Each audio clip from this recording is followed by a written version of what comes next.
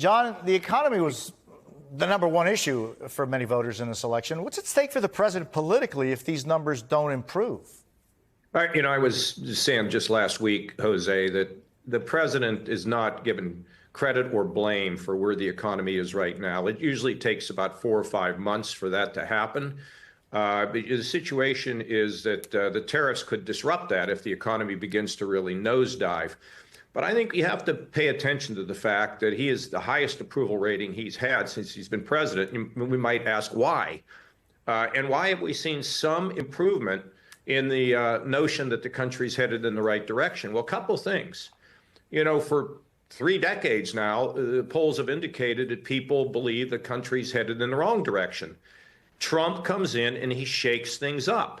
And for most people, they're not paying attention that much to the details, the impact that some of these changes he's bringing on, what we're doing with some healthcare things, what we've done with Ukraine. They're not paying that. In fact, in the foreign policy area, people are more concerned about what happens here. So by him shaking things up, it's given him a pretty darn good rating. It's the highest he's ever had. The country beginning to think we're headed in the right direction to some degree, but the impact long term is going to be when people begin to analyze the specific impact that some of these changes have had. That's where there is a risk. And right now, the Republicans pretty much have a message of shaking things up, but I don't find in it a very positive message. And at the same time, the Democrats have formed a circular firing squad. They have no message. So all that contributes to Trump's ratings. But look, there are warnings out there about the economy and warning out there about the impact of these cuts. But overall, right now, he's on a longer leash than what many thought would be a shorter leash. And Faz, how do you see that wrong-right trajectory of what people think, I think is very much an indicator of maybe how things could be changing. But how do you see it, Faz?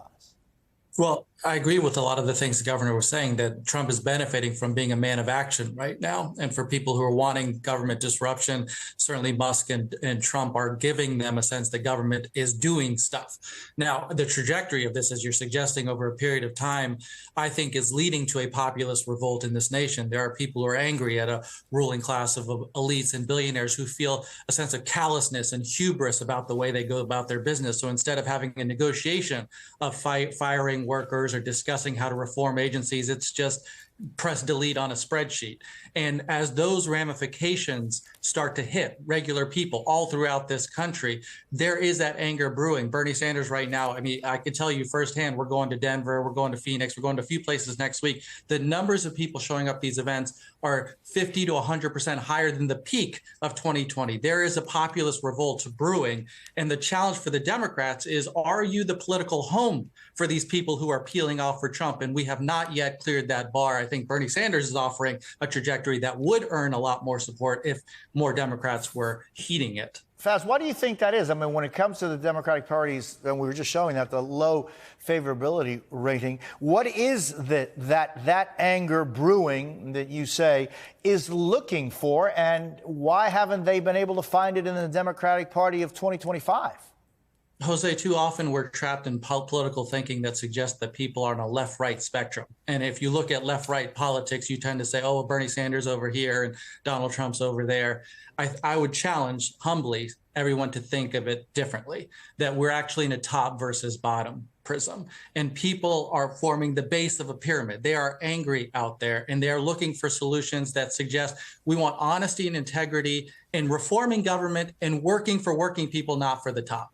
And if you look at it through that prism, it helps explain both why Trump can end up becoming popular at times, why Bernie Sanders is extremely popular, but why Chuck Schumer and a lot of the leading Democrats are not. There's suggested a coziness with status quoism, a coziness with Wall Street, a coziness of just operating as business as usual. That is not where people are at. There's a sense and a desire for a populist anger and a reform of using your power to say, I fight for working people every day. That used to be the brand of the Democratic Party. When we were at our strength, that is what people associated with us. Now, that is not the case. John, is that the case that in many ways Trump has become that image of radical change and reform? I think the gentleman made a lot of very good points. I think the problem is the Democrats got themselves mired in these social issues and forgot where the bulk of the country was. And their message about the economy, their positive, a positive program, it just hasn't come about. And Bernie's got one way of talking about it. I know that his town halls have been growing. I don't exactly know what his message is, but think about what James Carville said. Carville said the Democrats right now need to lay low. That doesn't mean do nothing. It means beginning to plan your agenda. What are you going to do that's going to get people excited? What are you going to do that's going to get people to say, yeah, that's a better path? And Carville said low and wait, lay low now and wait. And at some point, Trump will overreach. And when he overreaches and the public begins to say, well, whoa, wait a minute, that's not what we expected. Then if the Democrats have a good message out there, they can take advantage of it. Right now, they're fighting with one another. So the base doesn't even know what the strategy is for the Democrats. That's why they're the lowest numbers in the history of NBC polling on this. I think Trump right now, just viewed as shaking it up without all the details and without all the impact, is doing well. But again, the poll also indicates whether it's the economy or whether it is the impact of these cuts, that was where they may overreach, and the Democrats have a chance to be able to respond positively. But and frankly, the other thing is, Jose, it's interesting. The Republicans don't really have a long-term positive message. They're not saying what they're going to do about health care. They're not saying what they're going to do about education. They're not saying what they're going to do. So right now, shaking it up is getting the numbers, but they need to have a longer-term agenda if they're going to be successful. Faz, do you see a long-term agenda? Yes, the possibilities are there. And to Governor Kasich's points here's what I would suggest to people. One is very simply, at this point in time, there shall be no Social Security office closures in America. Zero. Democratic Party stands for that. There shall be no veterans clinics that close in America. Zero under the Trump tenure. Those are opportunities to say, hey, at least with the excesses of Musk and DOJ, you will see one Democratic Party who is drawing some clear red lines. In addition to that, the opportunities for expansions of Social Security, Medicare covering hearing, dental, and vision, laying out an affirmative agenda of how Title I schools in America and teacher pay could increase, while the Republican parties are trying to deliver tax cuts for the rich. You would suggest that in rather than that, here are investments into working class people that would be a better use of our dollar rather than the direction that they're going in. I think laying that foundation of power, not powerlessness, because you sense a Democratic Party of powerlessness. Well, they have all the power. We're just going to sit back. And I don't like the strategic retreat and play dead. Play alive. Make an argument. Governor John Kasich. The Democrats, they have to be a little bit careful. They're not singing the same song.